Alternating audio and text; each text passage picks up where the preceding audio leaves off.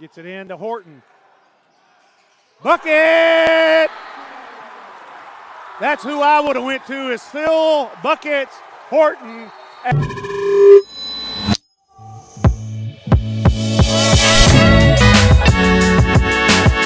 Welcome into this week's edition of Inside the Pride. Last Thursday, men's basketball won a thriller in double overtime over number 11 Central Baptist. Let's show you some highlights. Middle of the second half, Jordan Stevens escapes a double team and finds a wide open Phil Horton who slams it home. A little later, off a Lions steal, Jason Nixon is going to give it up to Brian Carter, who finds Peyton Law for the dunk. Now, 6 seconds to go, Lions down by 3. Phil Horton knocks down the 3 to tie the game with 3 seconds left. Then on defense, Horton comes up with a huge block to send the game into overtime. 30 seconds to go in the first overtime, Horton gets fouled going to the basket and knocks down both free throws, sending the game to double overtime. The second OT would see leading scorers trading baskets early on. Law starts it off with this turnaround jumper. Then Bourbon makes his 9th 3 of the game over Law, giving Central Baptist the lead back. Jordan Stevens will put the Lions back on top with a tough spinning layup.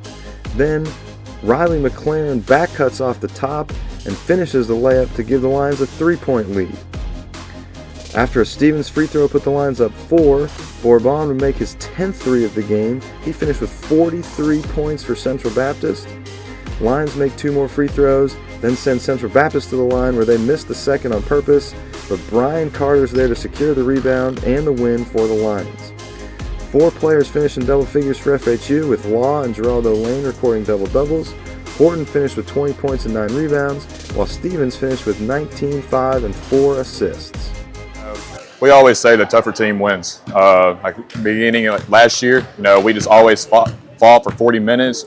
Other teams, they don't have the depth that we have. So we just have guys coming off the bench, that are able to do the same thing that the first 5 do. So we're just able to last for 50 minutes, however long this game was tonight. We're just able to keep on adding layers and adding guys that are going to do what we do. Toward the end, with all those timeouts, what were you telling the team to allow them to bring home the win? You're always trying to win the next possession. So in a game like that, you just focus on the next play, the next opportunity. Nothing special. On Saturday, the Lions pulled off a convincing 82-64 win against Johnson. Peyton Law led the scoring for the Lions with another 20-point game while shooting 9 for 11 from the field. Mackay added 18 points and shot 8 for 12 from the field. With 2 minutes left in the game, Geraldo Lane stepped up to the free throw line and was able to score his 1,000th career point as a Lion. The Lions were able to score 48 points in the paint and were able to force 20 turnovers that led to 26 points. The Lions will travel to Nashville to take on Fisk University next Tuesday. Hello, so we are here, the tennis guys and the soccer guys. We're going to do some PKs, 5v5. I have the tennis guys here, and then one special guest from the soccer team, Julian, the machine. We have the 5 Spanish guys from the soccer team, and then we're going to do some PKs, and then goalkeeper right there. The star. Okay, let's start it. Let's go.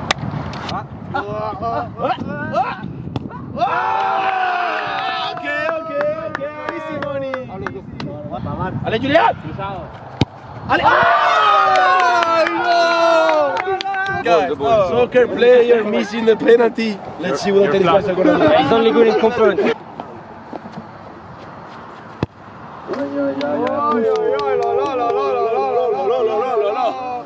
Now the soccer guys are leading 2-1. 2-1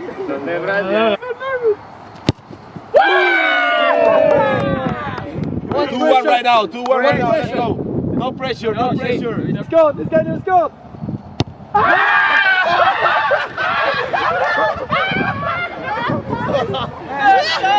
Those are the type of players that you don't want in your team. Those are the type of players you don't want in your team. You don't want them in your team. Every day. Easy. Do it. No pressure.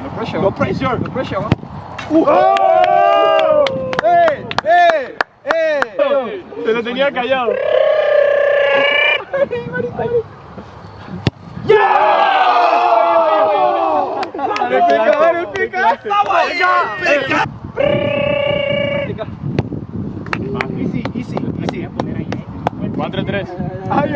If he means you lose. Yeah, if he means you lose. You think it's no pressure, bro, no pressure. ¡Dale, Edu, va! ¡Por España!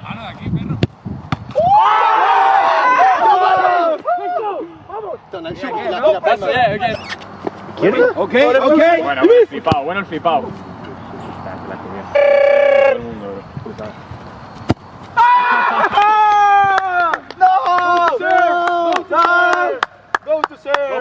This is no tie break. This is a It was a tough one. My special guest, he missed most of the penalties. It's okay. He's only scoring conference, so it's good. He doesn't score normally. So thank you guys for watching the video, and I will see you in the next one. Thank you, Pablo. Women's basketball kicked off a 3-game week with a 62-62 win over Florida Memorial in a close contest last Monday. Lily Key had 13 points and Kaylee Odom had 12 points, while both players being 1 rebound short of a double-double. While the Lions scored 36 points in the paint, the perimeter defense really stood out as the visiting Lions shot just 2 for 9 from beyond the arc. The Lady Lions picked up 2 more wins this past weekend as they hosted the FHU Classic. They defeated Missouri Baptist in the opening game 48-31 Friday evening. Kaylee Odom scored 13 points to lead the Lady Lions while adding 8 rebounds, but once again the defense stood out as they held Missouri Baptist to just 22% from the field. The Lady Lions ended the weekend with a 71-66 win against Masters on Saturday. After shooting 0 for 10 from 3 in the first quarter, Carissa Curtis made 3 long balls on her way to 28 points and ended the game with 8 made threes. Jenna Satterley also made 2 timely threes that helped the Lady Lions seal the win. The Lady Lions will continue their season as they travel to Fisk on Tuesday and then host Faulkner on Thursday at 5:30 p.m. Last Monday afternoon, 3 cross-country runners learned that they had received individual bids to the NAIA National Championship Race. Mary Pierce, Daniel Puckett, and Barrett Poe all earned these bids at the Mid-South Conference Championship Race 2 weekends ago. These individual bids were earned because of automatic bids by teams in the conference, eliminating all their runners from earning individual bids. The next 4 highest finishers from the conference race were able to earn spot at Nationals in their place. Pierce grabbed the last individual bid with her 7th place finish at conference. Puck and Poe were able to grab the 3rd and 4th bid as they finished 12th and 14th at conference. The NAIA National Championship Race will take place on Friday, November 22nd in Columbus, Missouri. We want to thank you for watching Inside the Pride. If you enjoyed this episode, make sure you give it a thumbs up and subscribe to the Lion Digital Network channel on YouTube. We also want to encourage you to go to @FHU Lions and make sure that you follow us on every social media platform. And finally, if you're interested in supporting us through Lionbackers or Director Circle, there's an informational video and there's also a link in the description below. We'd invite you to go check that out. Thanks for tuning in today. Go Lions.